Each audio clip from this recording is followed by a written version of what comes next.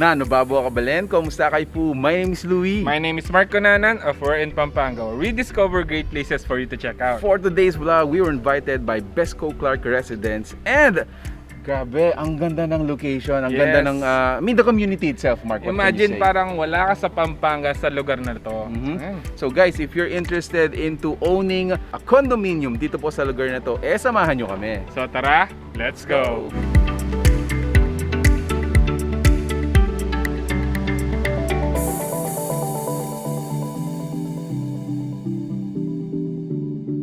Hi guys! Welcome to We're in Pampanga. So this is Clark Besco Residences, located dito po sa loob ng Clark Air Base. And this is one of their units.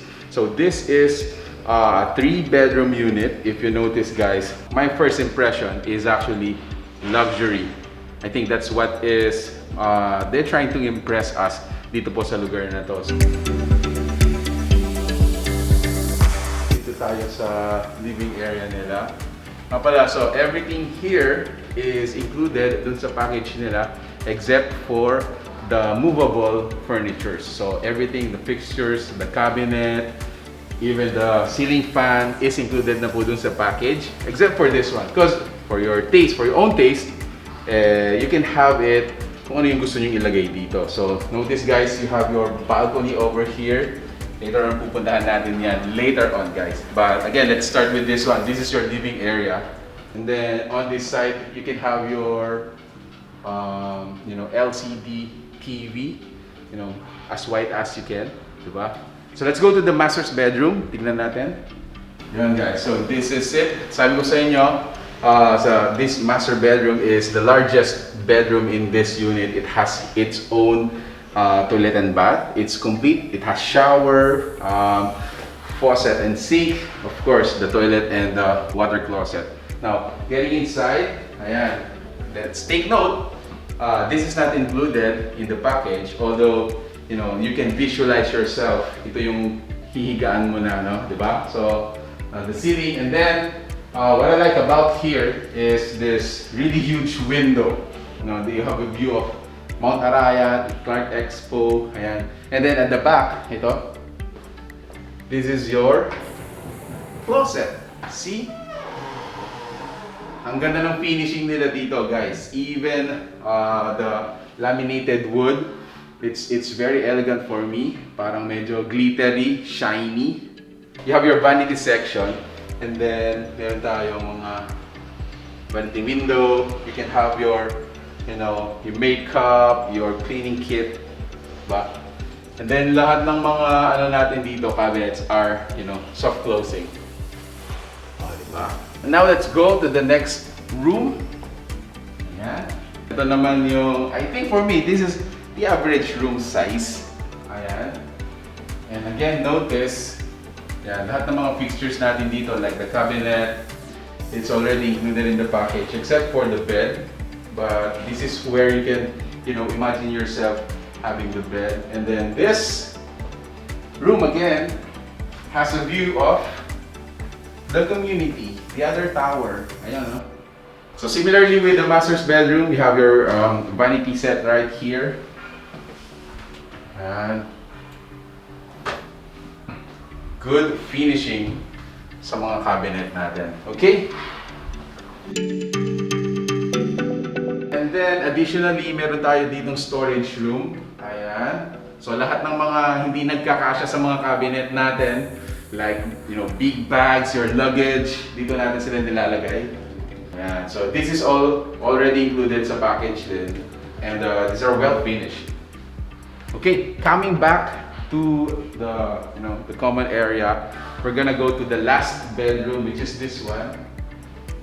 Yeah. But before that, ito yung common toilet and bath natin. So again, it's also complete. It has a shower, sink, and at the same time yung toilet natin. Yun. So this is gonna be the last bedroom, if you notice. Again, it has your big window that has access or view of the community. I think the place, it's very suitable for up until the average size family, I think 6 family member pwede dito. Malaki yung lugar actually, And then the area right here, ayan, this is gonna be where your dining area is. Meron tayong mga countertops dito. This cooking range right here is also included. Ayan, meron tayong mga cabinet. Oh, so this is the exhaust, ayan, di ba? Galing. And then the drain, yeah. Sama-sama na dito. And then, second to the last part I'm gonna show you is their laundry area. Ayan, so meron na tayo ditong centralized water heater. Ayan. So this is gonna be circulating all throughout the showers natin. And then may sampayan pa. Diba? So yeah, I think that's about it, guys. This is a really huge place, if I may say, no? The finishing is very elegant. And then the last place I wanna take you, guys, is the balcony. This is the balcony. Come here, come here, come here, come here. There you have it. Voila. So again, what an amazing place in the unit, or breathtaking place, if I may say, no? Because again, you get your al fresco type, no? Continuous air, ganyan. Dito, guys, you're gonna have a view of the mansion, the Expo Filipino, Mount Arayat, and the rest of the community. So, ayun, guys, if you're interested to, check this out for viewing, or interested to, buy this unit, make sure to contact with the number we're gonna be providing below. We're gonna have a tour of the rest of the community, so samahan niyo po rin po kami. Tara!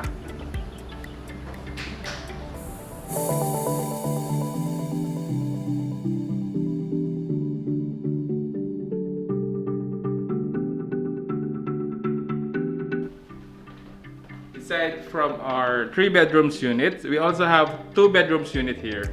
Let's go!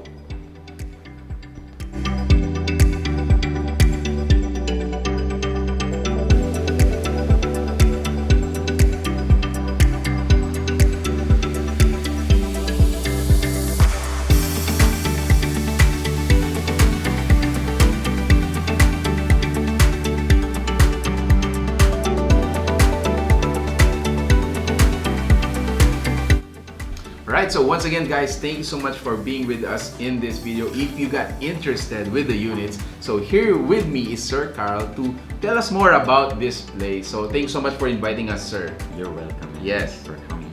So I saw your place is really wonderful. Let's talk about the tenants that are already existing here. We have many experts, for example, Korean, Chinese, Italian, Indian, Spanish, and British. The main reason first, the international company that participate the construction of north to south railway from Clark to Laguna. Okay. And second, Besco is located up to make it as an investment. Besco is accessible through 3 national highways. Yep. For example, NLEX, SCATEX, and TPLEX, and few minutes away from Clark International Airport. Also, you can see there are a lot of big developments happening now.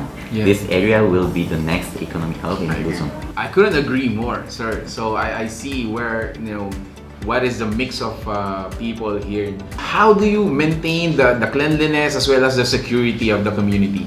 Oh, that is a good question. First of all, in order to maintain community's exclusivity, we profile the clients before accepting the tenants or buyers. Okay. And also, since the Besco office is within proximity, our tenants can easily contact us for assistance, and we will respond immediately. So that's very interesting, sir. For those who are interested to get a unit in your community, how can they contact you? You can reach us through our Facebook page. We are more active on Facebook. We also have our own website and Instagram. We do our marketing mostly online, and we are doing our best to cater all the clients and inquiries online as possible because of the current situation. Good to hear that. So thank you so much again for inviting us. You're welcome. Guys, if you're interested to get your own space here at Besco Clark, make sure to contact the number details that was provided to us by Sir Carl. Thank you so much for watching, guys. Thank you.